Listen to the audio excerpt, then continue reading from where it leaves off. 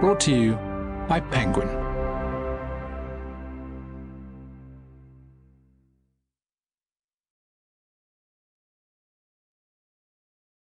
Life Support. Diary of an ICU Doctor on the Front Line of the COVID Crisis by Jim Down.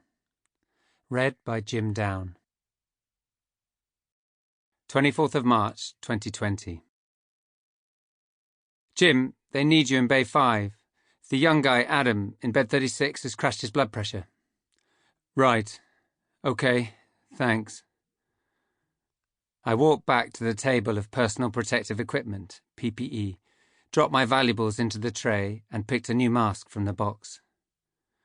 Has his temp gone up again? I don't know, I'll ask. Tassiana, the staff nurse who'd called me in, spoke into her walkie-talkie. Jim's coming in. What's his temperature? In bed 36. The walkie-talkie crackled. What? She asked again. Sorry, can you repeat that? 41.8. Shit, I muttered, adjusting this mask under my chin. I felt sick. I'd seen Adam that morning on the ward round and set up a plan, so why was he so hot again? He was a young man, still in his 20s, his whole life was ahead of him. This was meant to be a disease of the old and frail. His next of kin was his mum. She was probably my age, but I'd not met her. Relatives weren't allowed in during COVID. He had a 6-year-old son too, called Harry. This was not supposed to be happening. His temperature should have settled with the measures we'd put in place. Viruses make you hot, but not this hot. This was like a drug reaction to ecstasy or one of the anesthetic gases, malignant hypothermia.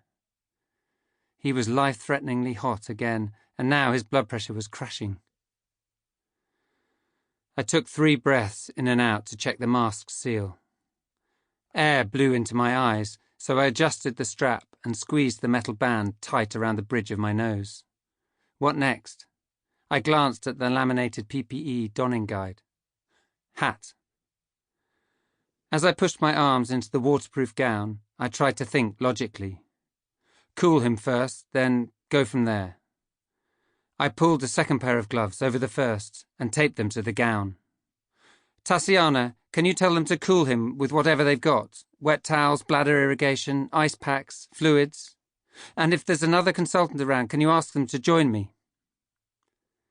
Next came the plastic apron, and finally a grey visor from the tray. The black ones gave me a headache within 20 minutes. My consultant colleague, Rick, joined me at the donning table and began the laborious process. It was 3 tables, in fact, hastily set up, in a row like trestle cake stands at a village fete. They took up most of the corridor outside the ICU bays, each piled high with boxes of masks, aprons, hats, gloves and visors. Underneath were more boxes, and downstairs hundreds more. Short strips of tape created a fringe around the edge of each table, pre-prepared to stick gloves to gowns. At the far end, a large plastic tray overflowed with sandwich bags filled with the valuables of staff currently donned within the COVID bays. I patted my chest, mentally checking off the items of PPE. I'll tie you up. Someone I'd never seen before tied the back of my gown and apron. Thanks, I mumbled, then raised my voice. Can we get the Doppler and echo machine into Bay 5, and the crash trolley, and can you keep someone at the door for communication? I checked the tapes on my gloves one final time. And can you call his mother? I shouted to no one in particular. And say, come in. Chapter 1, Beginning. January to March 2020. I'd always assumed I'd become a GP. I saw myself as a people person, and I had visions of living in a village by the sea with a wife, kids and a dog, working in a small, friendly GP practice.